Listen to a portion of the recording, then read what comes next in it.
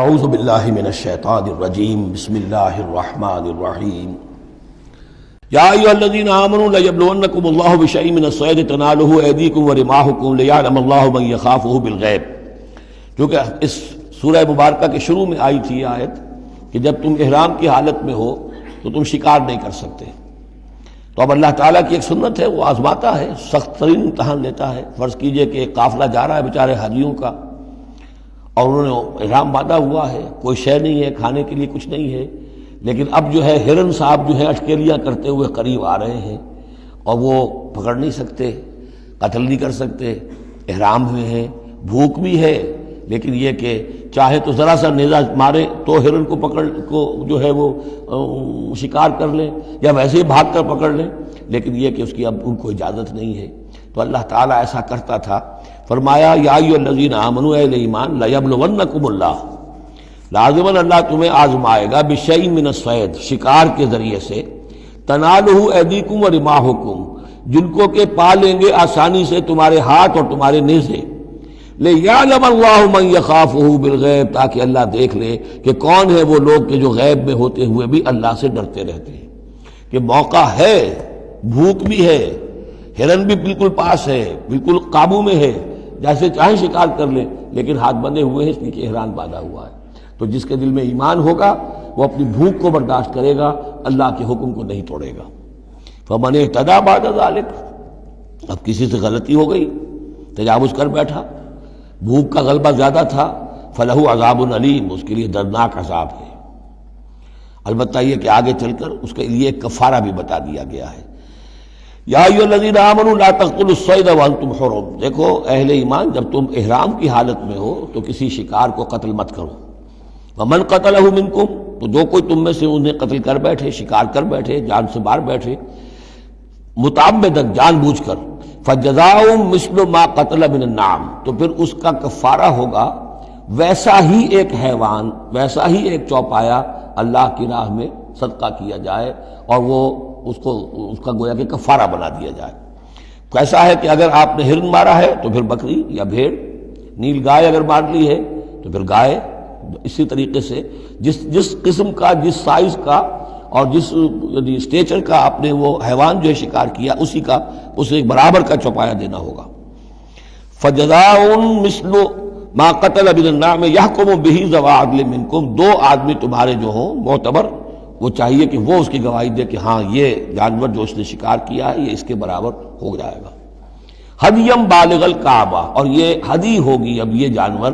کعبے تک اس کا پہنچنا ہے، کعبے کی نظر ہوگا یہ، او کفارۃ، یا پھر اس کا ایک کفارہ اور بھی ہے، طعام مساکین،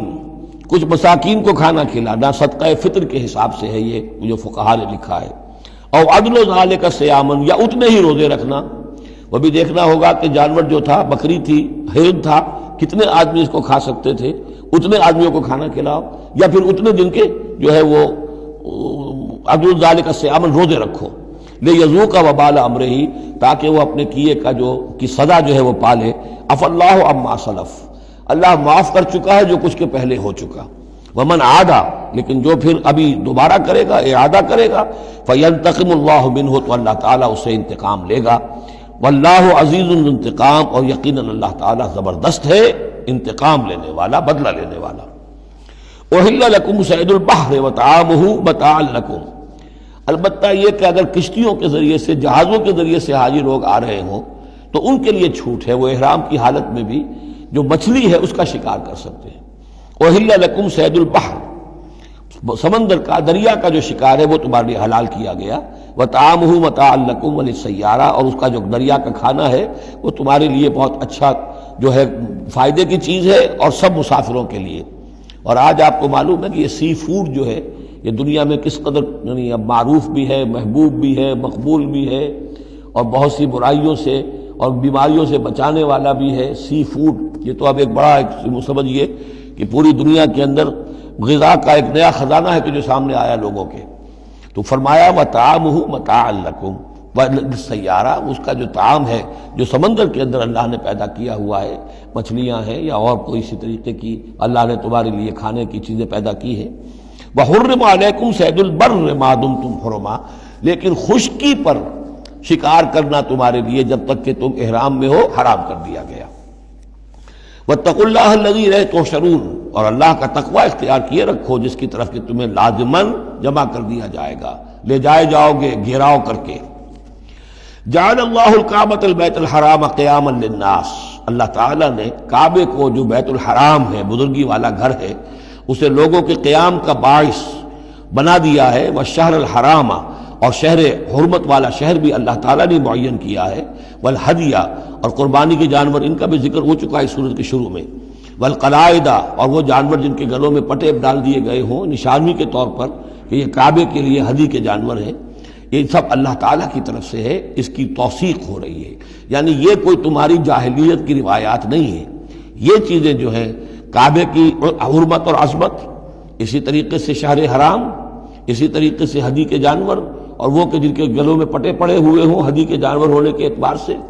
ذالک لتعلموا ان اللہ یعلم ما فی السماوات و ما فی الارض، یہ اس لیے کہ تم اچھی طرح جان لو کہ اللہ تعالیٰ کو آسمانوں اور زمین کی ہر شے کا علم حاصل ہے۔ ان اللہ بکل شیء علیم، اللہ تعالیٰ ہر چیز کا علم رکھتا ہے۔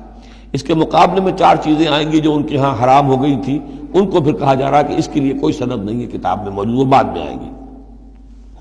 اعلموا ان اللہ شدید العقاب، جان لو کہ اللہ تعالیٰ سزا دینے میں بہت سخت ہے۔ وان اللہ غفور الرحیم، اور اللہ غفور اور رحیم بھی ہے، یعنی اس کی تو دونوں شانیں ہیں۔ اب تم دیکھو کہ تم اپنے آپ کو کس شان کے ساتھ متعلق کر رہے ہو، کس کا مستحق بنا رہے ہو، اس کی عقوبت کا یا اس کی رحمت اور مغفرت کا۔ صدق اللہ العظیم۔